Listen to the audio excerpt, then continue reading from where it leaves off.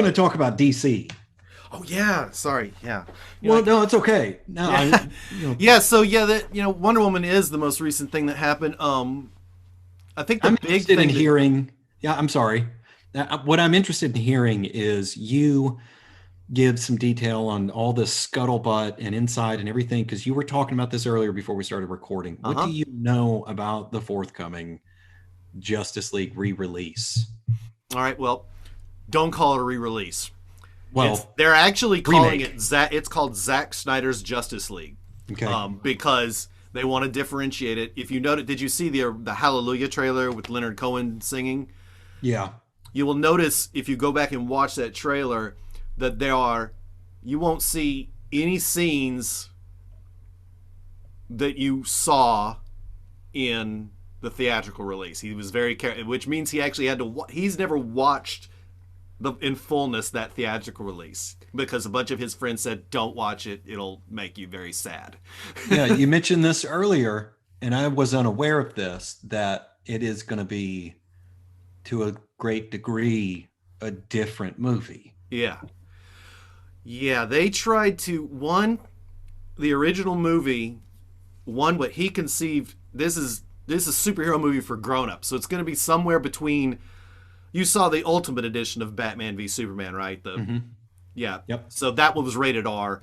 Mm-hmm. This one's going to be somewhere between that, from what I've gathered from that, between that and like Logan amount of. Okay. And there's like, apparently, for instance, they really kind of made the parademons stupid in the movie. The parademons could be like affected by sound, and were attracted to fear and all this weird stuff. He didn't have any of that, and the parademons were made by Steppenwolf or Darkseid, and they're humans. And there's apparently this, we don't know if it's going to make it in the movie, this one concept art of all these cocoons that Batman finds, all these cocoons of humans, and then one like pops out of this cocoon and fights him, type thing. And so that is much more faithful to the source material. Yeah. Which, if you go back to New 52 and this relaunch of the Justice League and the Darkseid War and this whole thing, and they made an animated film Yeah. out of it. That is what this is. But what he does is he always pays homage to the source material without other than Watchmen, he was never interested in doing a straight, like The Dark Knight Returns. He pays homage to that in Batman v Superman, as well as the death of Superman. Right. And this is going to have a bit of the rebirth of Superman, him in the black suit. Okay. And, a lot of that new 50. Well, I mean, his stuff has always been rooted in the new 52. I mean, the Superman without his underwear on the outside. Right. Yeah. And Wonder Woman's outfit. And, right. And I think Aquaman, now the comics kind of base the Aquaman a little on Jason Momoa because now he has the long hair and the beard. Mm-hmm. The Aquaman comics are great, and I loved that movie. But, so this plot line is going to be darker. I've gotten a few spoilers because he never thought it was going to get released. A lot of that happened because of the situation we're in now. And it's Warner Media and HBO Max and AT&T, not Warner Brothers. Warner Brothers they're still being kind of jerks right now. Okay. But the other three, they are all on board with this. It's going to be 4 freaking hours long. Oh, wow. It was going to be 4-hour-long episodes, but I think because their new film release model, they decided to go ahead, make it 4 hours long, give it this full, 2 or 3 weeks until King Kong versus Godzilla comes out. So it'll have its run by itself there. It's going to be IMAX ratio. So when you watch it on your TV, you're going to have black bars down the side instead of the top and the bottom. Okay. And in other words, the rumor is that we may get it in IMAX theaters when all this is over. Right. Which he filmed it all on IMAX cameras, so. And I didn't realize that there was going to be so much of the movie that's, that it was so heavily changed and rescripted and edited when Joss Whedon took over. He refilmed for the theatrical release, right? And so we're going to get this movie that is really a It was different movie. crazy. He refilmed scenes. I don't know. There's one where it shows Cyborg looking out his window, and Joss Whedon completely refilmed this scene with him having like the hoodie on Right. and looking at the window, and the bricks look very fake, like movie set CGI bricks. And he completely refilmed this, and in the original, Cyborg's looking out a broken window with no hoodie, just full Cyborg. Yeah. And there's a whole. I saw storyboards for this. There's a whole scripted. Remember the first flight scene in Man of Steel, which still is to me the best scene in Yes. that whole movie. You Yes. get a Cyborg first flight of him like figuring out that he can fly and Yeah. zooming around Gotham City flying. But then there's other surprises. For instance, did you know that Harry? You know who the actor Harry Lennox is, right? Yeah. Yeah. He's in. See He him in recently. He was in. We started TV watching the Blacklist again. Yeah, Right? which He's got actually a big role apparently in he just said on Blacklist. Twitter it got renewed. Well, he played the general in Man of Steel, and then Yeah, he was like sure. Secretary of State or something in Batman v Superman. And it was revealed in a little storyboard that this whole time that general is John Jones. Oh, that'd be. There's a actually a huge scene twist. where and they completely the thirsty joke in when Lois and Clark's mother or Martha are talking in the newsroom in Justice League. That was Okay. completely refilmed. That was supposed to be a more heartfelt meeting between the two at Lois's apartment. Oh, But here's the trick. No, I'm not going to tell you. Let's just say Martian Manhunter's in the movie. He even kind of confirmed it today. He tweeted this image here. That's Cyborg with his face covered that you never saw. right. And apparently Martian Manhunter is going to have a conversation with someone in the league. I'm Right. assuming Bruce, since he's Well, doing this. I'll be anxious to see. That. I'm excited very much. The director of about the photography movie. said that they only used 10%. When for the And- theatrical cut, they only used 10% of the footage he filmed with Zack. So You've only seen 10% of the movie.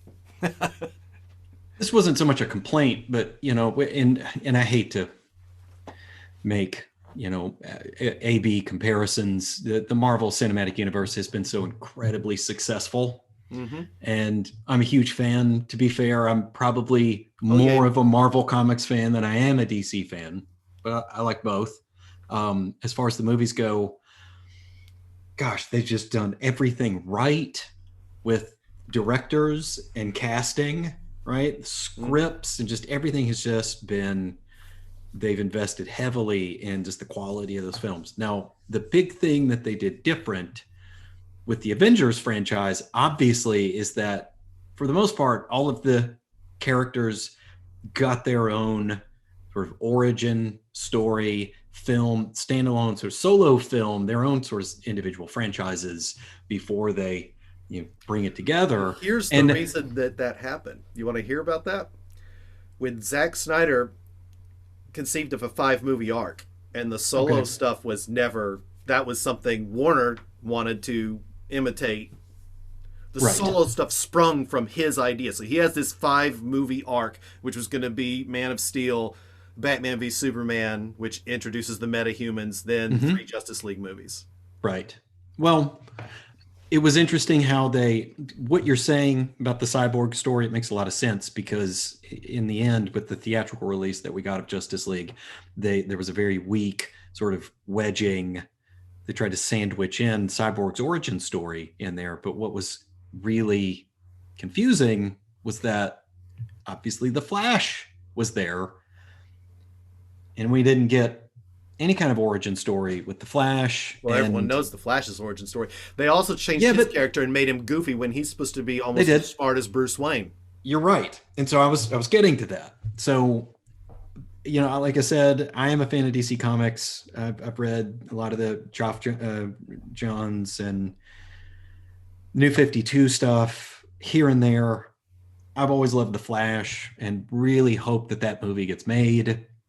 I think they he's probably one of my favorite. April. he's one of my favorite DC characters, and is one of those characters that over the years, as people have explored his power set, right, he can do an infinitely more than just run fast. Did you right? see he's this kind of character in the trailer? Did you see the trailer of him in the tiny minute of him in the Speed Force in the trailer for Justice League? Go back and watch it. I'm gonna have to. Yeah, because when he's walking, when his foot, he's like walking in outer space, and as his foot comes down, like lightning ground forms underneath him. Yeah, and it's like super. Oh, he's this. I've heard the Flash and Cyborg and Wonder Woman are all gonna blow your mind in his version. Is what he's like. They're all badass. Well, that was just to finish this kind of train of thought. My one complaint about that, the way that was handled with the theatrical release of the Justice League film, is that they changed Barry's origin story, right? Because in the Justice League film, he's a squatter.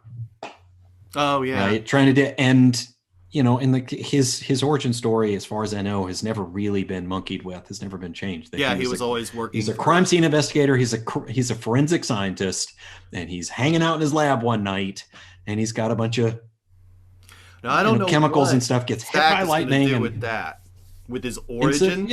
And at the end of the Justice League, it's apparently Bruce Wayne gives him here you go. It's like scholarship or something like that. I'm gonna get you hooked up with a job with the police department. Yeah, the origin of his job. Yeah, I don't know. I think Zack may not even hint at his origin, although there'll be more scenes with him and his dad. But I also heard that they may have reshot a lot of those. Like, you won't see the Flash painting beard and stuff on a guy. Right. He won't say Dostoevsky and all that. That was hilarious. Yeah, that was actually funny, but it wasn't Barry Allen. Barry Allen's smart. And this Flash didn't seem to be... like, when they're in there having their Justice League meeting, when they're finally all together except Superman, it seems like the only smart people are Cyborg, Diana, and Bruce. Right. They make Aquaman into a dumb oaf. Ugh. Yeah. Really dumb. And, the king of freaking Atlantis. Not at that time, but soon to be. Yeah. And then Barry Allen, who's the second scientist in the room. Yes. I mean, Cyborg was just a straight-A student. He never got a chance to go to school and become a scientist. He just knows everything because he's a walking computer. Right. But yeah, that'll be Justice League. And the rumor I've heard is we get everyone's been trending it today on Twitter.